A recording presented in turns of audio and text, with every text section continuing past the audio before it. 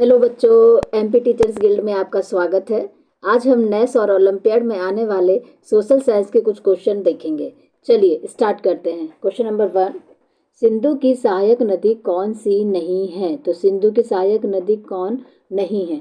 तो सिंधु की सहायक नदी ब्यास सिंधु की सहायक नदी है, सतलुज सिंधु की सहायक नदी है और रावी भी क्या है? सिंधु की सहायक नदी है। तो सोन जो है वो सिंधु की सहायक नदी नहीं है। तो करेक्ट ऑप्शन कौन सा हो जाएगा?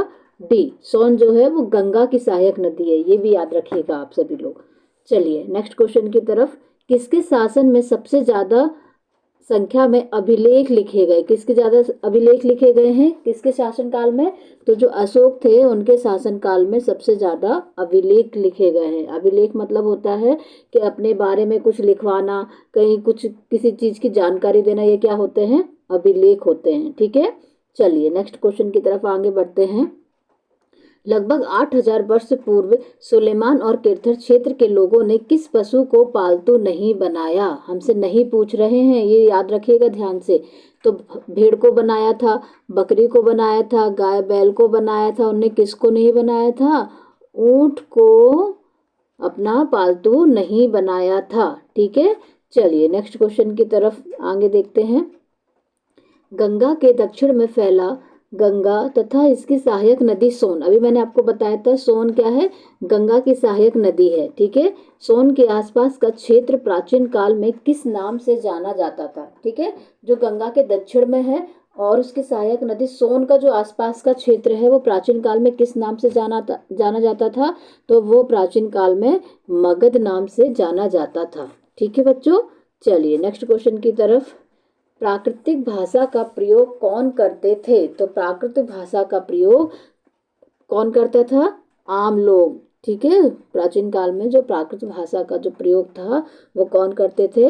आम लोग उसका प्रयोग करते थे। आम लोग मतलब कि सभी लोग। ठीक है, नेक्स्ट क्वेश्चन। ईसाई धर्म के प्रवर्तक कौन थे? ईसाई धर्म के प्रवर्तक कौन थे? तो ईसाई धर्म के प्रवर्तक कौन थे? आपने देखा होगा ईसा मसीह। तो ईसा मसीह कौन थे? ईसाई धर्म के प्रवर्तक। ठीक है, जिन्होंने ईसाई धर्म की स्थापना करी। ठीक है, चलिए नेक्स्ट क्वेश्चन की ओर आगे बढ़ते हैं। अतीत में बनी और प्रयोग में लाई गई वस्तुओं का अध्ययन करने वाला व्यक्ति क्या कहलाता है? तो बेटा देखो, अतीत मतलब कि जो पुराने जमाने में बनी और उस जो प्रयोग लाई गई वस्तुओं का उनका अध्ययन करते हैं, उन लोगों को हम क्या कहते हैं? पुरातत्वविद। ठीक है, चलिए नेक्स्ट क्वेश्चन। आखिटक किसे कहा जाता है? तो आखिटक किसे कहा जाता था? पुराने जमाने में जो शिकारी होते थे उन्हें हम क्या कहते थे? आखिटक कहते थे। ठीक है, चलिए नेक्स्ट क्वेश्चन की तरफ बढ़ते हैं। इंडिया शब्द की उत्पत्ति का संबंध किस नदी से है? तो इंडिया शब्द की उत्पत्ति का संबंध सिंधु नदी से है। सिंधु नदी को इंग्लिश में क्या कहते हैं? इंडस। तो जो हमारा भारत था वो सिंधु नदी के इधर साइड स्थित था। तो लोग वहां पे क्या बोल इंडस, पहले इंडस इंडस बोलते तो उसको क्या कर दिया? इंडिया। उसका नाम किससे पड़ गया? इंडस से क्या पड़ गया? इंडिया। ठीक है ना, तो ध्यान रखना सिंधु नदी से हमारे भारत मतलब इंडिया शब्द की उत्पत्ति हुई है। ठीक है, चलिए नेक्स्ट क्वेश्चन की तरफ। सबसे पुराना अभिलेख कहाँ से प्राप्त हुआ है? तो सबसे पुराना जो अभिलेख है वो हमें कहाँ से प्राप्त हुआ है? कंधार से। और सबसे अधिक अभिलेख किसके शासनकाल में लिखे गए थे? तो अशोक के शासनकाल में सबसे ज्यादा अभिलेख लिखे गए थे। ठीक है, देखिए अब आया क्वेश्चन, अभिलेख किसे कहते हैं? तो अभिलेख किसे कहते हैं मैंने अभी आपको बताया था। पत्थर, पहले कॉपी और पेपर तो होते नहीं थे जिन पे अपन फटफट से जल्दी जल्दी लिख दो। तो पहले क्या होता था? जो पत्थर होते थे और जो धातु होते थे उन पर क्या होता है? कोई भी जानकारी को उस पर लिख दिया जाता था। लिखने के लिए किसका देखा होगा आपने? पत्थरों पे कुछ कुछ जानकारी लिखी रहती है। तो ये सब क्या है? अभिलेख है। ठीक है, अगर पत्थर के अभिलेख को क्या कहेंगे? प्रशस्ति अभिलेख। ठीक है, ये भी याद रखिएगा आप सभी लोग। चलिए नेक्स्ट क्वेश्चन। पाषाण औजार बनाने की तकनीक क्या नहीं थी? तो पाषाण जो औजार थे, पाषाण मतलब होता है पत्थर। पत्थर के औजार बनाने की क्या क्या तकनीकें थी? तो पत्थर से पहले देखो, आपने सुना होगा पत्थर से पत्थर को टकराते थे। ठीक है, और दबाव शल्क का तकनीक का यूज करते थे। तो यहाँ से क्या पूछ रहे हैं, क्या नहीं है, तो क्या नहीं है, पत्थर से मिश्र धातु बनाना, ये पत्थर औजार बनाने की कोई भी विधि नहीं है। तो ऑप्शन ए हमारा क्या हो जाएगा, करेक्ट हो जाएगा। ठीक है। और आग आग कैसे बनी थी, पहले पत्थर से पत्थर को टकराते थे तो वो चिंगारी निकलती थी, उससे किसका निर्माण हुआ, आग का निर्माण हुआ। ठीक है। नेक्स्ट क्वेश्चन की तरफ शुतुरमुर्ग के अंडों से क्या बनाए जाते थे। तो शुतुरमुर्ग के जो अंडे थे, बहुत बड़े बड़े अंडे रहते हैं शुतुरमुर्ग के, तो उनसे क्या बनाया जाता था, मनके। ठीक है। क्या बनाए जाते थे, मनके बनाए जाते थे। ठीक है। चलिए नेक्स्ट क्वेश्चन की तरफ, मध्य पाषाण युग के पाषाण औजार कैसे होते थे। जो मध्य पाषाण युग था उसमें जो पत्थर के जो औजार थे वो किस तरह के होते थे, तो वो बहुत छोटे होते थे। पहले होता था, पहले सबसे पुराना पाषाण काल था ना, तो उसमें क्या होते थे, पत्थरों के औजार बहुत बड़े होते थे। फिर धीरे धीरे उनको क्या हो गए हैं, उनको छोटा बनाना सीख लिया था उन लोगों ने। ठीक है। चलिए नेक्स्ट क्वेश्चन की तरफ आगे देखते हैं, किस गुफा में राख के अवशेष मिले थे। तो कौन सी गुफा ऐसी है जिसमें राख के अवशेष मिले थे, तो जो कुरनुल की गुफाएं हैं उसमें राख के अवशेष मिले थे। ठीक है बच्चों। चलिए नेक्स्ट क्वेश्चन की तरफ, आदिकाल में लोग बारिश, हवा और धूप से बचने के लिए कहाँ रहते थे। कहाँ रहते थे, पहले पहले ऐसे छोटे ऐसे घर तो बनते नहीं थे कि घर बना लिए, तो पहले क्या होते थे, जो पर्वतीय गुफा थे, पर्वतों को काट काट के उनमें गुफा बना ली जाती थी। तो पर्वतीय गुफाओं में बारिश, हवा और धूप से बचने के लिए लोग वहां पर रहते थे। ठीक है। सबसे बाद के काल का नाम बताइए। सबसे बाद का काल कौन है, तो सबसे बाद का काल नवपाषाण काल। ठीक है। चलिए नेक्स्ट क्वेश्चन की तरफ आगे देखते हैं हम, आरंभिक मानव के द्वारा गुफाओं में बनाए गए चित्रों को क्या कहते हैं। तो आरंभिक मतलब जो पहले के जमाने में जो मानव के द्वारा बनाए गए जो चित्र हैं उनको हम क्या कहते हैं, शैल चित्र कहते हैं। ठीक है। शुतुरमुर्ग के अंडे से बने मनके हमें कहाँ से मिले हैं। तो शुतुरमुर्ग से मैंने भी बताया था, शुतुरमुर्ग के अंडे से क्या बनाए जाते थे, मनके, और वो हमें कहाँ पर मिले, उनके अवशेष हमें कहाँ पर मिले हैं, तो उनके अवशेष हमको पटेन में मिले हैं। ठीक है बच्चों। चलिए नेक्स्ट क्वेश्चन की तरफ आगे बढ़ते हैं, हुंसकी में औजार किस चीज से बनाए जाते थे। हुंसकी जो क्षेत्र है वहां पर औजार किस चीज से बनाए जाते थे, तो वहां पर औजार चूना पत्थर से बनाए जाते थे। ठीक है। चलिए नेक्स्ट क्वेश्चन की तरफ, स्थायी रूप से मानव ने बसने की प्रक्रिया का आरंभ कब किया। ठीक है। तो कब किया, इसने 12,000 साल पहले मानव ने बसने की प्रक्रिया का आरंभ किया स्थायी रूप से। पहले तो इधर उधर कहीं जाते थे, कहीं शिकार पे गए तो वहीं पर रह गए, लेकिन स्थायी रूप से अपने घर बनाना कब से स्टार्ट किया उन्होंने, 12,000 साल पहले से। ठीक है। चलिए नेक्स्ट क्वेश्चन की तरफ आगे बढ़ते हैं, आरंभिक काल में पत्थर के औजार बनाने के स्थान को क्या कहते थे। पहले जब आरंभिक काल में पत्थर के जो औजार बनते थे उनके स्थानों को क्या कहते थे, उनके स्थानों को क्या कहते थे, उद्योग स्थल। ठीक है। चलिए नेक्स्ट क्वेश्चन की ओर, भीमबेटका पुरास्थल आधुनिक समय में कहाँ पर स्थित है। जो भीमबेटका है वो हमारे कहाँ पर स्थित है, हमारे मध्य प्रदेश में स्थित है। ठीक है। तो भीमबेटका गुफा यहाँ पे हमें क्या मिला है, बहुत ही पुराने, जो पुराना पूरा पाषाण जो काल था वहाँ पर पत्थरों पे जानवरों की आकृति, तो मनुष्यों की आकृति, तो ये सब चीजें हमें वहां से प्राप्त हुई हैं। ठीक है। और दो भीमबेटका जो गुफा है उनको यूनेस्को के विरासत स्थल में भी शामिल किया गया है। ठीक है। तो वो भी आप याद रखिएगा। कृषि का आरंभ कब हुआ। तो कृषि का आरंभ कब हुआ, कृषि का आरंभ 8,000 वर्ष पहले हुआ है। और स्थायी रूप से मनुष्य ने रहना कब से स्टार्ट किया, तो 12,000 वर्ष पहले से। ठीक है बच्चों। चलो नेक्स्ट क्वेश्चन की तरफ, अतीत में अपनी सफलताओं का लेखा जोखा कौन रखते थे। अपनी सफलताओं का जो लेखा जोखा था, पहले आम लोग को तो पढ़ना भी नहीं आता था ना सही से लिखना, तो जो बड़े बड़े जो राजा होते थे, शासक होते थे, वो अपनी सफलताओं का लेखा जोखा रखते थे। और वही क्या कहला, वो क्या पत्थरों पे या धातुओं पर अपनी अपनी सफलता के बारे में क्या करवाते थे, उत्कीर्ण करवा देते थे, उनको लिखवा देते थे, तो वही तो अभिलेख कहलाते हैं। तो अतीतों की सफलताओं का लेखा जोखा कौन रखता था, शासक रखते थे। ठीक है बच्चों। चलिए नेक्स्ट क्वेश्चन की तरफ, विंध्याचल के उत्तर में सबसे पहले किस फसल को उगाया गया। तो विंध्याचल के उत्तर में सबसे पहले किसको उगाया गया, तो चावल को उगाया गया। ठीक है बच्चों। चलिए नेक्स्ट क्वेश्चन, गंगा के दक्षिण में विशाल प्राचीन राज्य का नाम क्या है। तो क्या था, तो गंगा के अभी पिछले क्वेश्चन में भी हमने ये देखा था, गंगा के जो दक्षिण में कौन सा, जो सोन नदी के आसपास का किनारा क्या था, तो वो था मगध। ठीक है, चलिए नेक्स्ट क्वेश्चन की तरफ।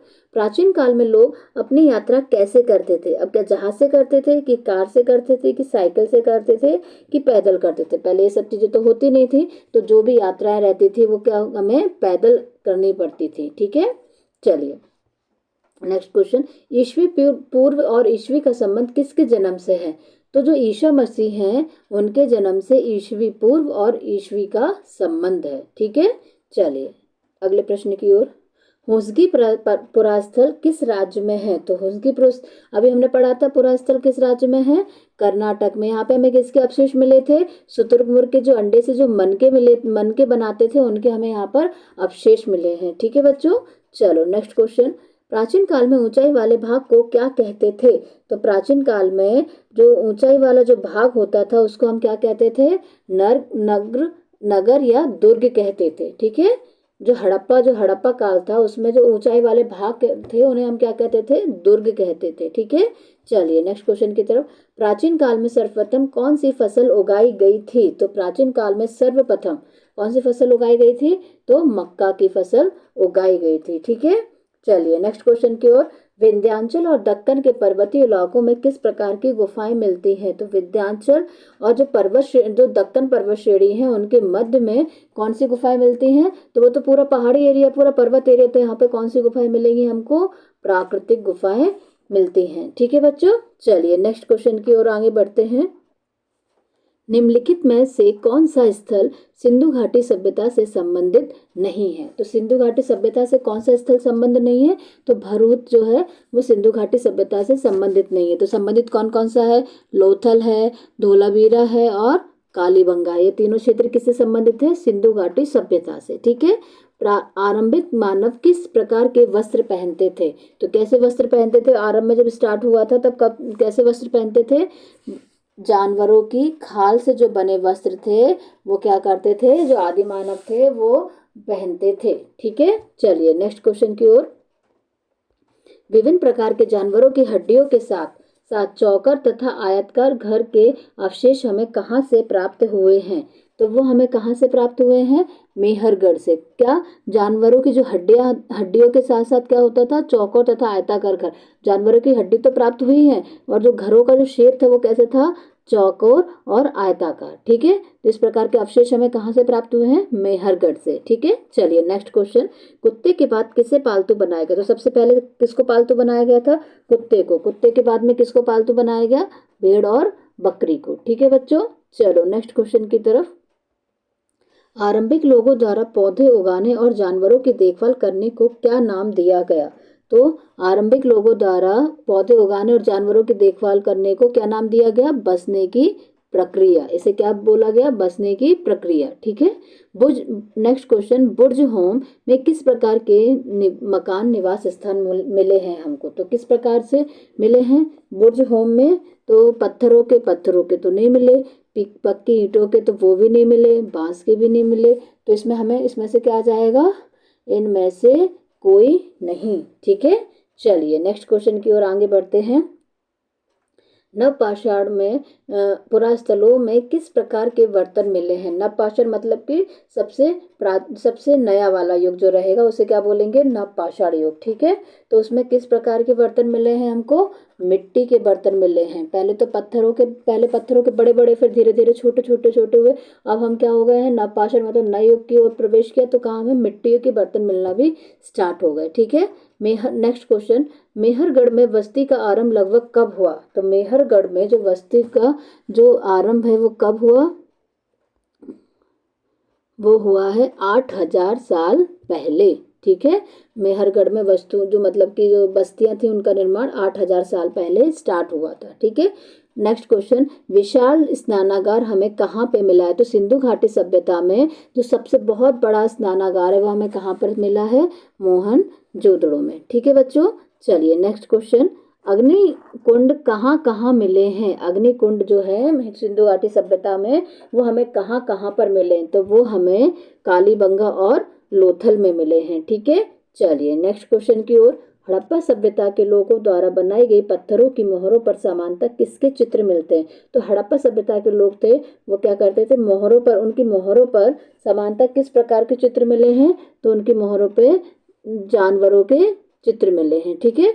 और उनके उस जमाने में एक सिंग वाला जो घोड़ा था, वो उनकी जो मोहर थी उस पर उनका चित्र मिलता है, ठीक है, ये भी याद रखिएगा। चलिए नेक्स्ट क्वेश्चन, निम्नलिखित में से कृषि किसे कृत्रिम रूप से बनाया जाता है? कृत्रिम मतलब कि अपने द्वारा किसको बनाया जाता है? तो जो कृत्रिम रूप से बनाया जाता है फेयांश को, ठीक है, ये याद रखिएगा। नेक्स्ट क्वेश्चन, निम्नलिखित में से कौन ऋग्वेद में वर्णित देवता नहीं है? तो हमारे कितने वेद हैं? 4 वेद हैं। तो उसमें से किसकी बात कर रहे हैं यहाँ पर? ऋग्वेद की। तो ऋग्वेद में कौन से देवता का वो नहीं किया गया है, विवरण नहीं किया गया? तो वो है वरुण। वरुण देवता के बारे में कोई भी वर्णन नहीं किया गया है ऋग्वेद में, ठीक है बच्चों। चलिए नेक्स्ट क्वेश्चन की तरफ। ऋग्वेद की एक पांडुलिपि जो भुर्ज वृक्ष की छाल पर लिखी गई थी, वह कहाँ पाई गई थी? ठीक है, तो वो कहाँ पाई गई थी? तो जो वो कश्मीर में पाई गई थी, ठीक है। ऋग्वेद में जो एक पांडुलिपि है जो भुर्ज वृक्ष की छाल पर लिखी गई थी, वो कहाँ पाई गई? तो वो कश्मीर में पाई गई, ठीक है। चलिए नेक्स्ट क्वेश्चन, ऋग्वेदिक पुरोहित का क्या कार्य था? जो ऋग्वेद में जो पुरोहित होते थे उनका क्या काम था? तो उनका काम था यज्ञ और अनुष्ठानों को करवाना। यज्ञ करवाते थे वो, घर में कोई पूजा वूजा सब होती थी तो वो काम करवाते थे, ठीक है बच्चों। चलिए इससे आगे के क्वेश्चन हम अगले वीडियो में करेंगे बच्चों। इसी तरह सभी विषयों के वीडियो आप मेरे चैनल पर देख सकते हैं। अगर आपको मेरा वीडियो पसंद आया हो तो इसे लाइक कीजिए, चैनल को सब्सक्राइब कीजिए ताकि आने वाले वीडियो का नोटिफिकेशन आपको मिलता रहे। बाय बाय बच्चों।